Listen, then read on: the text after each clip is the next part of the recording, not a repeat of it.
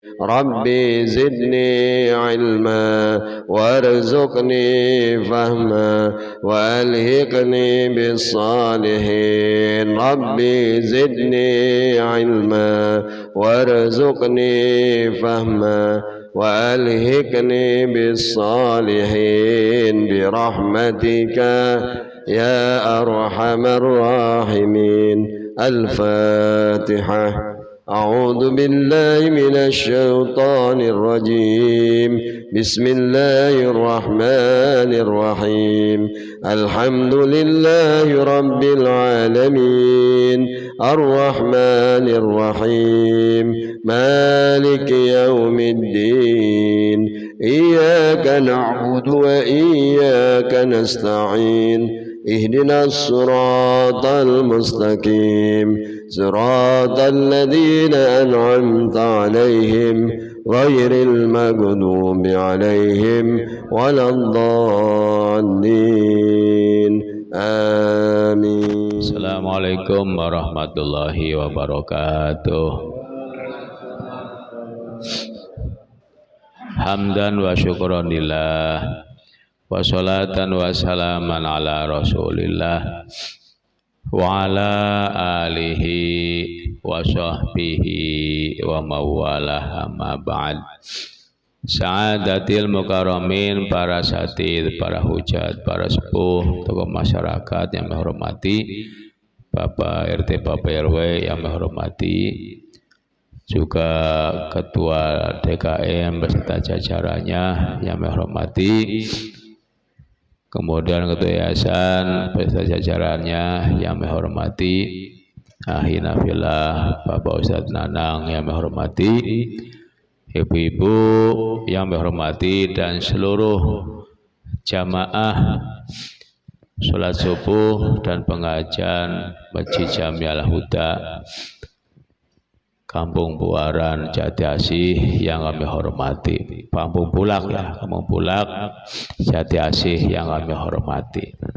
Segala puji bagi Allah, sholawat serta salam senantiasa kita aturkan untuk junjungan kita semuanya, Nabi besar Muhammad Sallallahu Alaihi Wasallam. Bapak-bapak, pada pelajaran yang lalu sudah dijelaskan bahwa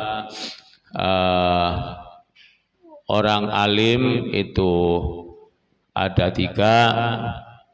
Pertama, orang alim yang mengamalkan ilmunya untuk diri sendiri, untuk orang lain. Kemudian yang kedua, orang alim yang tidak mengamalkan ilmunya, ya, baik untuk diri sendiri maupun orang lain. Yang ketiga, orang alim yang tidak mengamalkan untuk diri sendiri tapi mengajarkan kepada orang lain. Nah, tentu di sini Bapak sekalian, karena agama itu kaitannya bukan hanya dunia tapi juga sampai ke akhirat, maka kita mesti selektif di dalam memilih guru. Ya, sebab terkadang ucapan guru yang keliru akan dijadikan kebenaran baru yang salah itu, Pak. Ya, karena itu maka banyak fatwa-fatwa yang sebenarnya bukan dari Quran, dari hadis, karena kitanya nggak paham, terkadang kita ngikutin. Di sini fendola, maka apabila tersesat orang alim tadi, wa dunya, dan hanya ngurusin dunia, alal ukhra, mengalahkan akhirat, karena maka ada alaihi, atas orang alim tadi, ismuhu, dosanya, wa ismuman, dan dosanya orang tabi'ahu, yang mengikuti orang alim tadi, ya, ala zalika, atas kesesatan.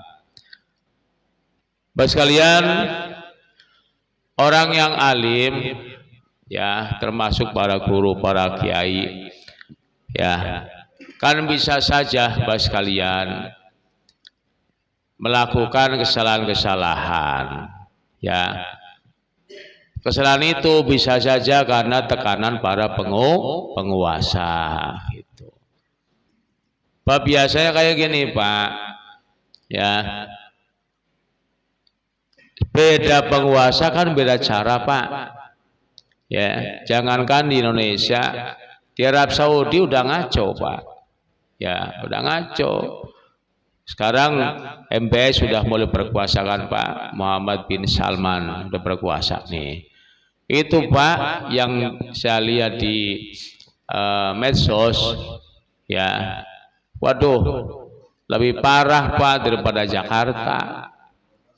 Iya, lebih parah. Di sini maulid diharam, di sono konser dibuka, lagi perempuan campur, wah luar biasa. Nah, kemudian pantai-pantai termasuk untuk perempuan dibuka kayak Bali kayak gitu Pak. Yang terakhir poker, judi Pak, judi dibuka.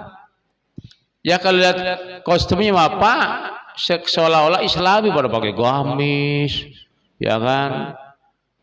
Kan orang kita kan Pak asal lihat orang Arab lah ya pakai gamis, itu kan kita nganggapnya luar biasa kan, seolah orang alim dan sebagainya.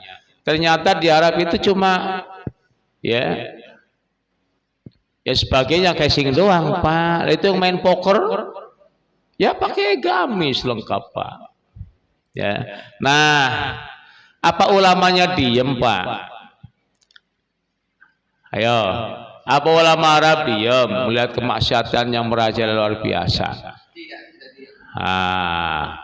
Bahkan MBS sudah sesumbar, ya, ke depan Eropa baru adanya di Jazirah Arab. Masalah yang berlomba-lomba Pak bikin gedung tertinggi, ya, sementara kan di Dubai Pak tuh gedung tertinggi. Nanti Arab nyaingin Pak, ya, nyaingin lagi, ya, dengan ketinggian sekian ribu meter nantinya tuh berlomba-lomba. Ya, kemaksiatan merajalela luar biasa Pak. Apa ulama diem? Kagak Pak. Tapi tetap ulama terpecah. Ada yang setuju, ada yang menolak. Nah, yang setuju aman. Yang setuju aman. Nah, yang nolak langsung Pak ditahan. Tahan Pak. Kalau di kita memanding Pak, ulama protes, diproses lama, ya kan, dipelajari dulu, ya, ditelusuri dulu, kemudian baru ada. Kalau memang gak keras ada penangkapan, penyelidikan, baru naik ke penyidikan kan gitu Pak. Di sana mah enggak Pak. Di antaranya imam-imam di Masjidil Madinah. Ya, itu sebenarnya nggak vokal Pak, nggak vokal kayak ulama kita. Hanya dalam khutbah itu coba meluruskan mana yang boleh, mana yang enggak nyinggung pemerintah Arab Saudi, enggak. Hanya menjelaskan mana yang haram, mana yang halal. Langsung Pak, belum selesai khutbah ditangkap, turunin tuh, langsung dibui. Coba lebih kejam mana Indonesia sama Arab Pak? Lebih kejam Arab luar biasa Pak. Ya.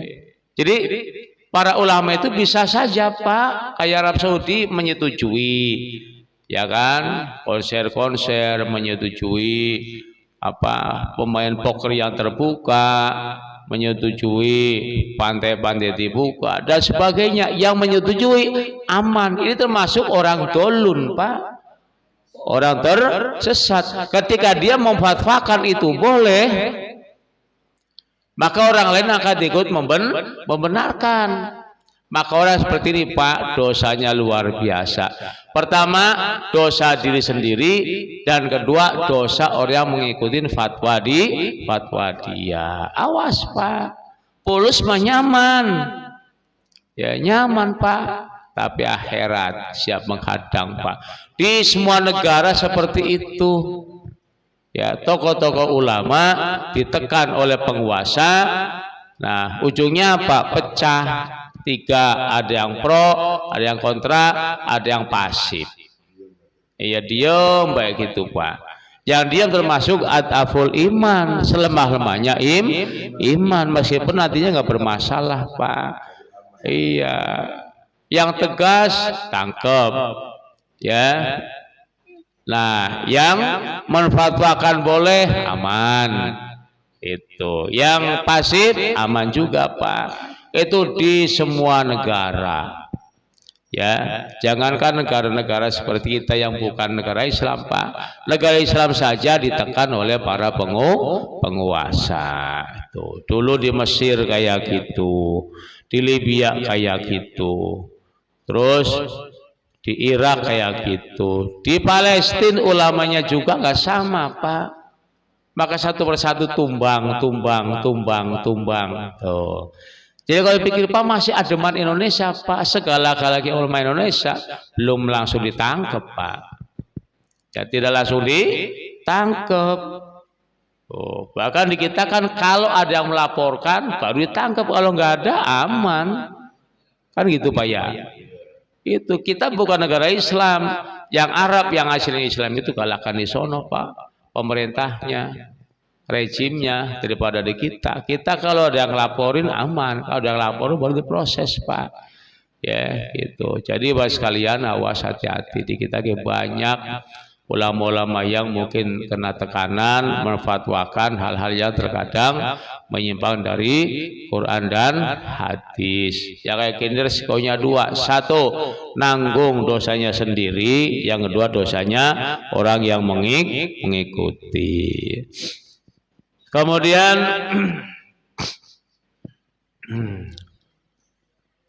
wa ini istaqoma, dan seandainya ulama ini, orang alim ini lurus, wattaqwa dan bertakwa, karena maka dalam bagi si alim itu ajruhu pahalanya, pahala buat dia, wa ajruman dan pahalanya orang tabi'ahu yang mengikuti orang alim tadi, ala zalika ya atas keistiqomahan dan ketakwaan orang alim tadi. Begitu juga sebaliknya Pak. Ya, ulama-ulama yang lurus, ulama yang istiqomah, jadi dalam menyampaikan dakwahnya ya sesuai dengan realita, ya sesuai dengan realita. Nah, kemudian di dalam berdakwahnya juga ya nggak menyimpang, dari istiqomah sesuai dengan petunjuk Quran dan hadis. Dan dia orang-orang bertakwa Pak. Orang bertakwa itu takutnya hanya kepada Allah, maka dia akan mengatakan benar kalau itu benar, mengatakan salah kalau itu salah. Maka orang seperti ini akan dapat pahala dua, pahala ya atas sikap dirinya dan pahala orang-orang yang mengikutinya. Tapi resikonya Pak, berhadapan dengan para penguasa. Itu zaman dulu banyak ulama-ulama kita pengen tangkepin gitu kan. Gus Dur berulang kali masuk penjara oleh rezim karena takut itu menguasai Indonesia. Abu Hanifah, siapa lagi itu? Oh, banyaklah. Habib itu Jamalulail, ya, iya. Orangnya adem-adem Pak. Ya, mereka yang istilahnya memfatwakan sesuai dengan realita, lalu menghukumi ini boleh, ini kagak. Ya, bagi Allah dia luar biasa Pak, dapat pahala dua. Pahala bagi dirinya, pahala bagi orang yang mengikut. Tapi bagi rezim itu merupakan ancaman, maka biasanya dapat tekanan gitu Pak. Ya, dianggap makar lah, macam-macam lah gitu. Ya. Nah, tetapi sikap kita bahasanya jangan takut, kalau memang itu benar ya benar, kalau itu salah ya salah gitu Pak. Ya. Terkadang ya petugas ya maaf nih Pak, tergantung pesanan gitu. Kan di kampung kami kan ada orang kampung asli Pak, kan sama kayak kita ahli sunnah wal jamaah. Tiba-tiba ada sekolah yang berbau salafi wahabi, yang bentar-bentar haram bidah musyrik itu Pak, warga kan keberatan Pak. Warga keberatan. Musyawarah memutuskan sikap, menyatakan tidak setuju karena dianggap khawatir memecah belah umat. Gimana hasilnya Pak? Gagal. Siapa yang gagalin? Lah bukan orang kitanya Pak. Ya RT RW-nya butuh duit, kadusnya butuh duit, ya. Terus Babin Sabi Maspol juga butuh duit, lah gagal Pak jadinya tuh. Ya. Maka akhirnya semakin membesar gitu.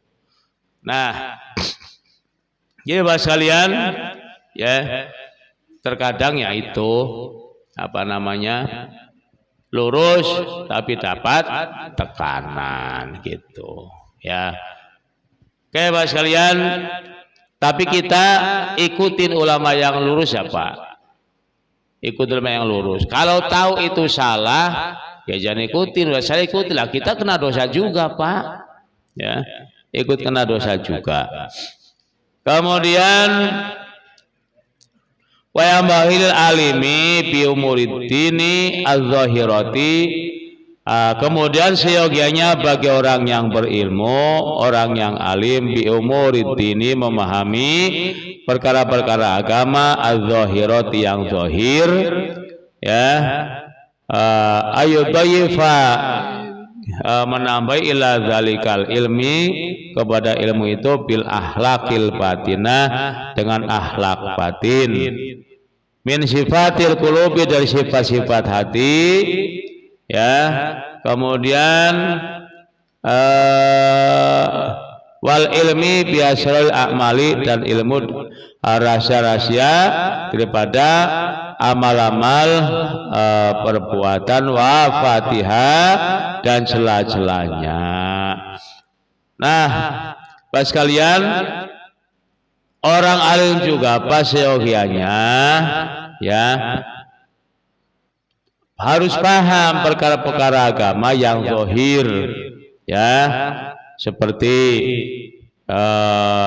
ibadah-ibadah harian harus paham, tetapi juga hendaknya ditambah, ya, ditambah dengan ilmu-ilmu seperti akhlak batin, ya, dari sifat-sifat hati, dan ilmu tentang rahasia-rahasia amal-amal perbuatan dan celah-celahnya. Kayak gini Pak, orang boleh tinggi ilmunya, tapi semuanya kembali kepada akhlak, ya. Orang pinter nggak punya akhlak Pak, repot, minterin orang lain gitu. Tapi kalau sudah punya akhlak, ya akhlak apa berkaitan dengan hati Pak, ya, akhlak yang berkaitan dengan hati, maka orang tersebut akan berusaha untuk menghindarkan diri dari berbagai macam kesalahan. Maka ada yang namanya manajemen kolbunya di manajemen gitu Pak, ya. Bukan hanya perilakunya saja Pak, dirinya kepada orang lain, termasuk kepada Allah, ya, itu diatur, hatinya itu diatur. Terus juga masalah amaliyah, ya, itu ditambahin pada dipelajari itu, kira-kira jangan muncul ria, jangan muncul pengen dipuji. Ini masih susah Pak. Saya sampai hari belum bisa 100% Pak menghindari ria, itu belum bisa Pak, belum bisa. Ya contoh lah Pak, ya ketika sholat rawatib imamin di rumah kan biasa-biasa aja, tapi ketika jadi khotib plus imam, ya kan, suratnya beda, lagunya beda, ya kan, tuh panjang-panjang gitu kan, ya barangkali menyesuaikan. ya kan? Tapi kalau di rumahku cuma kuliah sama kulhu, ketika pada sebagai khotib atau apa namanya imamin atau imam terawih, oh bisa jadi beda. Tuh, nah itu terkadang takut ria juga Pak, gitu. Takut ria, gitu. Ini agak susah Pak. Ya, merangi ria itu susah. Sementara ria adalah kesyirikan yang kecil, gitu. Tapi kalau ulama harus bisa Pak, harus bisa. Ya, tetapi jarang Pak kayak gini Pak, jarang sekali itu. Ya. Kalau dulu di Kediri, ya Lirboyo, itu ulamanya luar biasa Pak, akhlaknya yang dikedepankan, gitu kan. Termasuk guru saya lah Pak, ya. Santri salah itu bukan digebukin Pak, bukan digebukin, bukan hukum, dilurusin. Oh, ya. Ya saya cerita Pak, saya dulu sering nyolong ayam. Iya, waktu santri. Ayam kiainya Pak dicolong. Ya. Terus kebun disiram, malamnya disatronin, diambilin itu kan. Marah Pak kiai itu, tetapi marahnya nggak marah langsung dihukum, ditabok itu enggak. Ya. Marah cuma ujungnya Pak Yudah, jangan lagi-lagi ya udah kamu makan, kamu ambil kiai halalin, tuh kiai halalin gitu, Pak dihalalkan Pak. Ya. Nah setelah saya gede, udah ngajar di situ Pak, saya penasaran kok kiai dicolong ayamnya, diambil ininya kok malah ya, menghalalkan. Ternyata rahasianya satu Pak. Ya, jangan sampai saya capek-capek ngajar kamu Rin, lalu ilmunya nggak manfaat gara-gara kamu nyolong ayam. Ya, saya halalin supaya kamu manfaat, kiai juga ilmunya bisa diserap. Tuh rasanya kayak gitu Pak. Ya santri kan nggak semuanya bener Pak. Ya nakal ada, ya wah luar biasa deh. Tapi kiai bisa dilurusin satu-satu. Jadi kiai itu Pak. Ya. Nah itu yang kayak gini susah Pak nirunya Pak. Ikhlas luar biasa. Ya akhlaknya luar biasa. Nah ini ulama-ulama kayak gitu Pak. Karena Nabi dulu adalah liutamima makarimal akhlak, diutus untuk menyempurnakan akhlak. Nah kita yang susah nirunya Pak, tetapi bagi para orang alim harus bisa, karena dia akan jadi panutan itu. Kemudian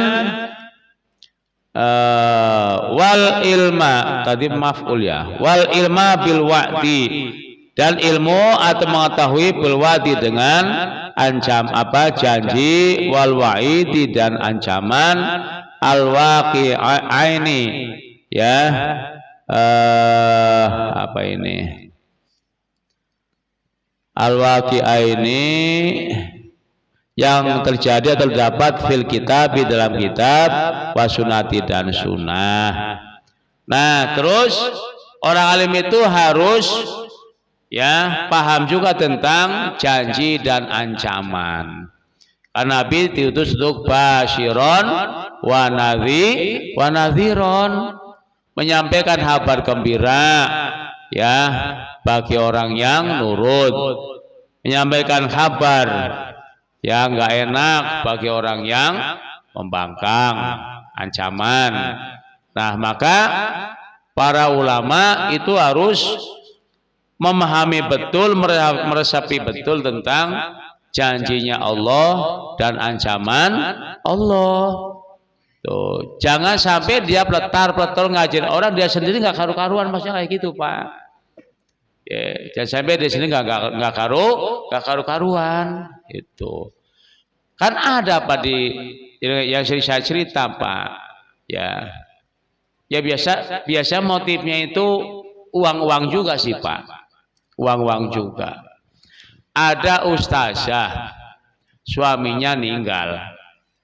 Idahnya kan mesti 4 bulan 10 hari kan Pak, karena tinggal. Baru 1 bulan Pak udah keluar ceramah di masjid lagi ceramahnya, ya kan, bletor. Ini kan posisi dia nggak boleh Pak, posisi dia nggak boleh keluar karena dia memasuki masa-masa iddah, karena tinggal wafat oleh suaminya. Tapi keliling tiap hari Pak, keliling. Nggak ada yang menegur Pak, saya tegur lewat anaknya. Ya tolong deh sampean ke Umi gitu kan. Kalau masuk ke masa iddah mah jangan tampil depan umum. Kelihatan orang aja ya bajunya rada-rada rapi bersolek nggak boleh. Apalagi di masjid depan orang, tandanya bagus, bersolek sebagainya. Ya pun biarpun ibu-ibu semua nggak boleh. Tuh, suaranya kan pakai speaker. Terangin halus ngomongnya Pak, disampaikan marah ya kan, ya malah ngomong saya udah nanya Habib Ono, Kiai Ono boleh. Tuh, itu namanya dia nggak mikirin diri sendiri, kalau dirinya sedang dalam keadaan salah, nggak mikirin Pak. Itu yang dipikirin dia tampil ceramah dapat amplop gitu kan, dapat duit, yang dipikirin cuma itu Pak. Cuma itu, sebenarnya dia itu dalam kondisi nggak boleh, karena iddah, dia nggak sadarin Pak. Kalau ditegur ngelawan, alasannya saya udah nanya ke Habib Anu, Kiai Anu, Ustadz Anu katanya boleh. Nah, ini kalau orang biasa nggak ngerti mah maklum Pak, tapi dia kan ustazah, panutan bagi kaum ibu nih. Ya, terkadang nggak memikirkan dirinya itu salah Pak. Ya kan bertindak masa bodoh, yang penting ada pemasukan gitu. Kemudian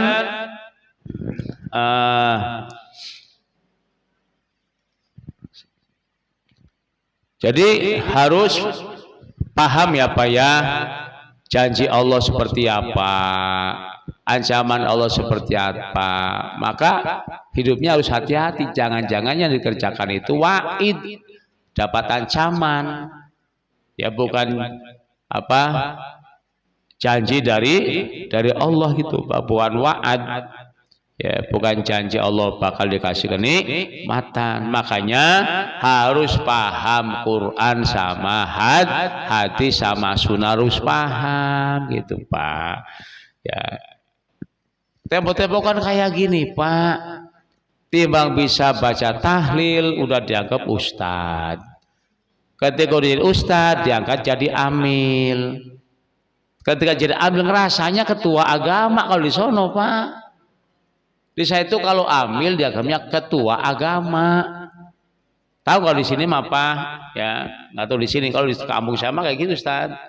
Jadi amil itu ya ketua agama, seolah-olah yang punya musola, yang buka majelis, so itu ada seolah anak buahnya gitu Pak.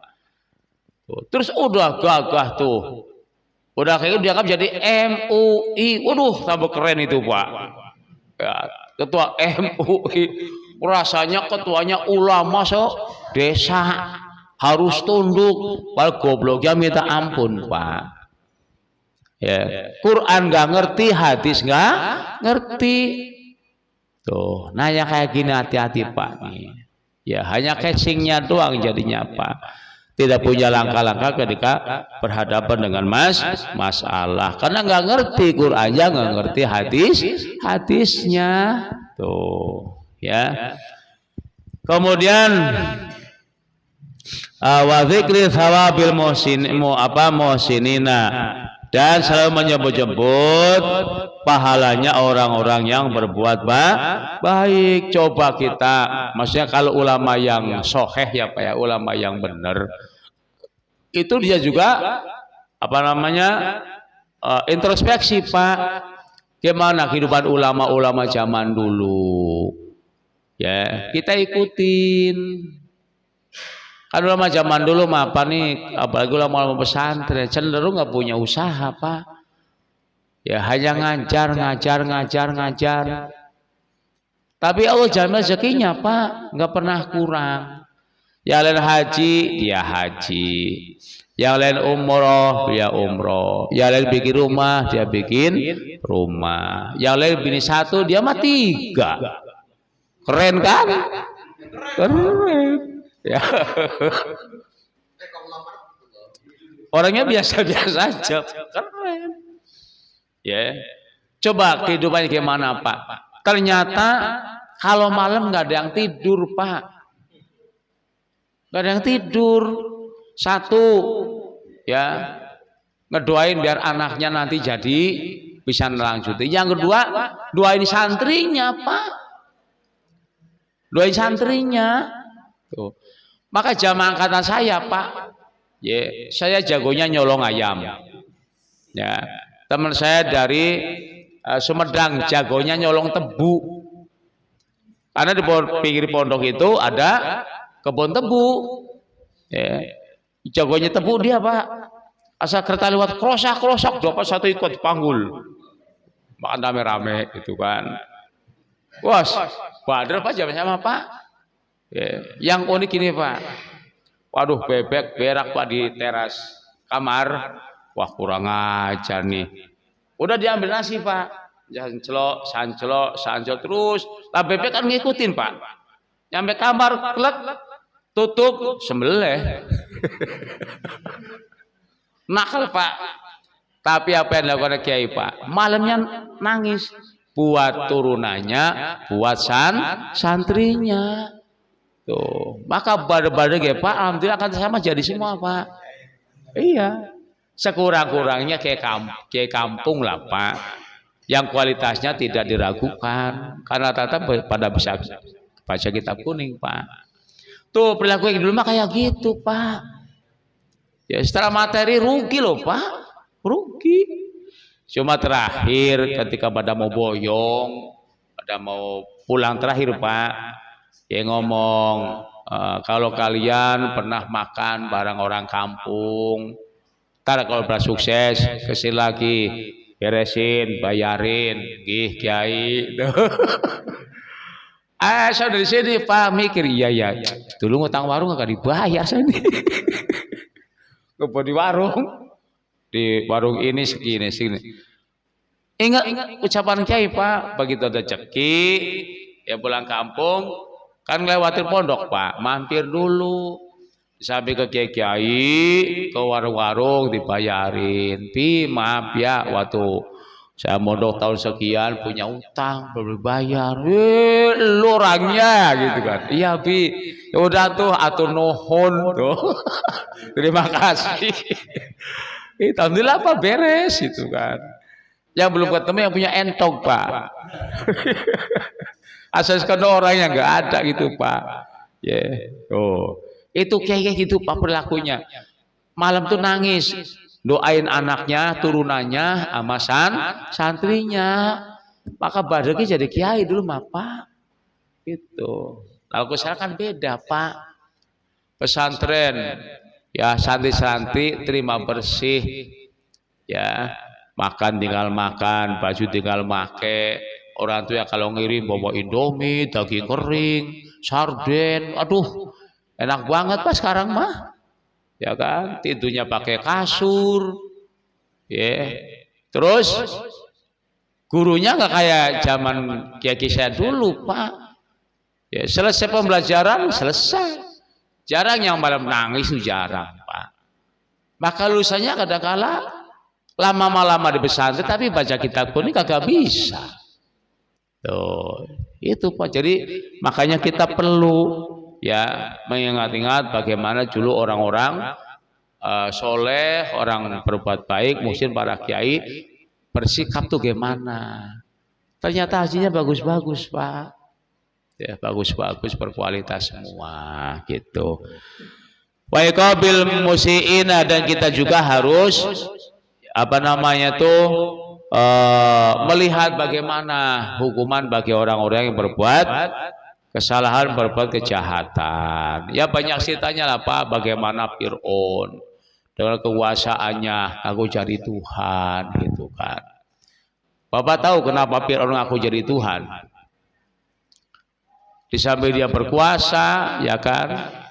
Ada lagi Pak, Fir'aun itu sejak lahir sampai dia mati Pak nggak pernah sakit, nggak pernah sakit Pak. Jangan sakit-sakit yang berat, model gagal ginjal, pilek aja nggak pernah Pak. Pilek nggak pernah. Tuh Fir'aun tuh luar biasa kuat Pak fisiknya. Karena fisiknya kuat Pak, pilek aja gak pernah, apalagi mencret gak pernah. Maka dia ngerasa hebat terus ngaku jadi Tuhan. Gimana hasil akhirnya? Tenggelam. Ya, banyaklah kisah-kisah apa tuh. Nah, maka di sini ya bagi para ulama termasuk juga kita Pak. Setelah paham kisah-kisah orang dulu bagaimana, orang yang alim bagaimana, orang yang apa dihukum bagaimana, kita terapin Pak, kita pakai. Yang ini boleh, yang ini kagak boleh. Fadzalika yutimu amrul alimi. Fabidzalika maka dengan demikian yutimu maka sempurna amrul amili ya amrul alimi keadaan orang alim. Wayak malu dan lengkap an-naf'u manfaat lahu baginya wal intifa'u dan diambil manfaatnya bihi dengan dirinya. Wa inna hadhil uluma maka karena ini ilmu-ilmu allazi dzakarna yang sudah kami sebutkan la yutimu tidak akan sempurna ba'duha sebagiannya bituni ba'din tanpa sebagian yang lain. Wa ya ulumus salafus sholih yaitu ilmu-ilmunya orang salafus sholih. Ya, ya'rifu yang mengetahui zalika itu semua min tali'i sirihim ya dari membaca sejarah atau riwayatnya mereka semua. Nah, Bapak sekalian, setelah ya mempelajari bagaimana kehidupan orang-orang soleh, apa namanya guru-guru kita, para kiai kita dulu. Jangan guru besar, orang tua kita deh kongkong kita rapi loh Pak. Kongkong itu rapi Pak. Ya panen ya padi taruh di lumbung, dulu kan ada lumbung padi Pak, karena mah nggak ada lumbungnya padi nak nggak ada padinya, cuma ada lumbung padi Pak. Kalau panen dikumpulin dicatat itu kan bersih makan tuh Pak. Asal berangkat menjelang maghrib pulangnya bis isya sekalian. Ya sekalian jamaah isya, ya dialog, yang ngaji macam-macam. Bersih Pak orang tua kita dulu tuh. Makanya orang tua kita dulu Pak, biarpun hidup sederhana, sederhana Pak, nggak mewah-mewah amat, tuh. Tapi anaknya pada pinter-pinter. Gitu. Kita yang sekarang pinter-pinter Pak, belum tentu anak kita kayak bapak mak kita didik kita Pak. Saya didikan emak bapak Pak. Bapak mak saya itu pun orang kaya Pak. Abah saya itu petani gagal. Gimana nggak gagal Pak? Di daerah saya Brebes itu Pak, ya kalau udah mau musim hujan pada nanam. Karena begitu baru ngelilir Pak, kena banjir. Ya kan setengah bulan busuk gitu kan, nunggu lagi nanam lagi, baru berapa ini masuk musim kemarau. Itu daerah Tanjung Pak, jadi selalu gagal Pak.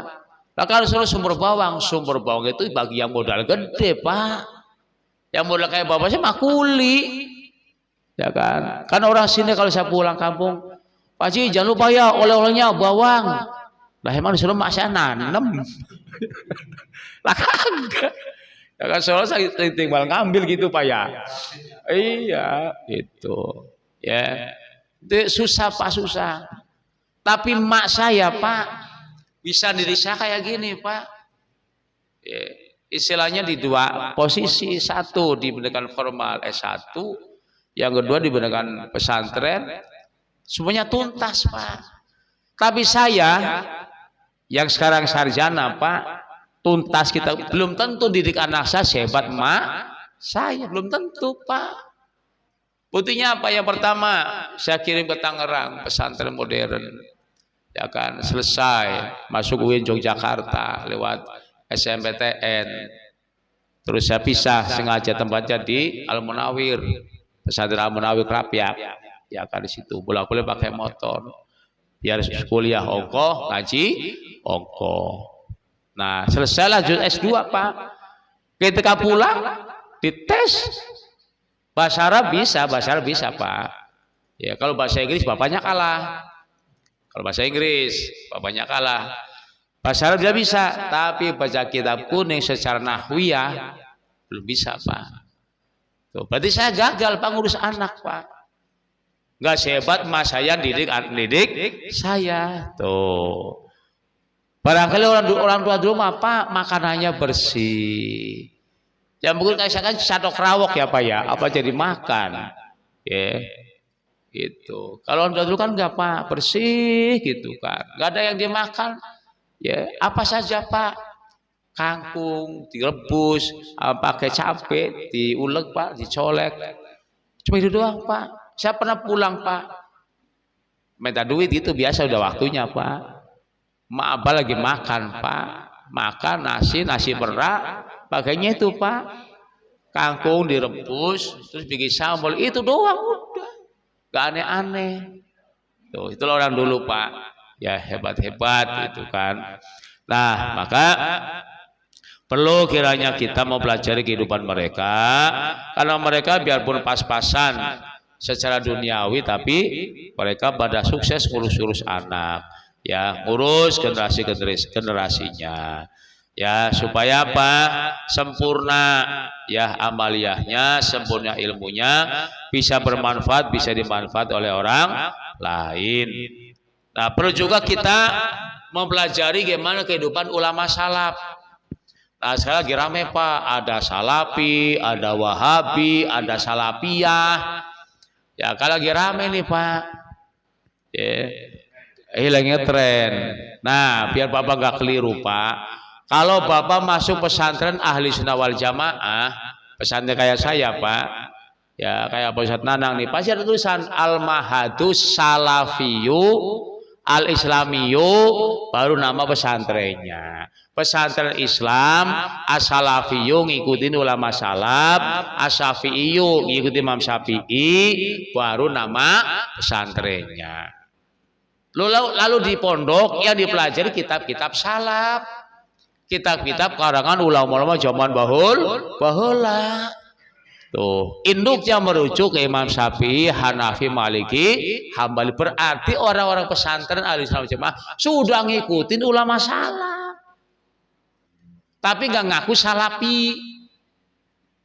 Nggak ngaku salafi. Udah ngikutin ulama salaf, Pak. Bahkan guru-guru itu semuanya bersanad. Saya ngaji ini nih Pak, ada sanadnya Pak. Dari guru saya, gurunya lagi, terus sampai kamu alif nyambung.